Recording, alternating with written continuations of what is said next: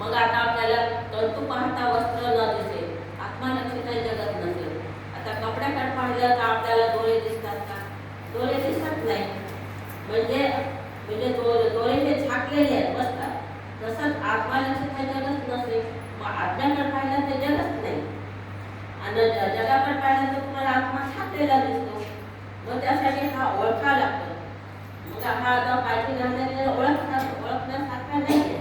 हे शरीर सगुण आहे. सगुण म्हणजे आहे गुणवान आहे आणि मी गुणवान नाही, मी निर्गुण आहे. मग आता आपण ह्याला कसं ओळखायचं? आता बालपण आपल्याला होतं ना, बालपणात आपल्या शरीर होतं. मग बालपणचं कधी आपण गेलं करून पण आलं, याचा वेळ बसला का? कधी शरीर बालपणचं सुटलं करून पण आलं आणि तरुणपणाचं शरीर सुटलं मग बाळ टाकण्यात आलं, पण त्याचा वेळ बसला का? मग तरी आपल्याला बालपण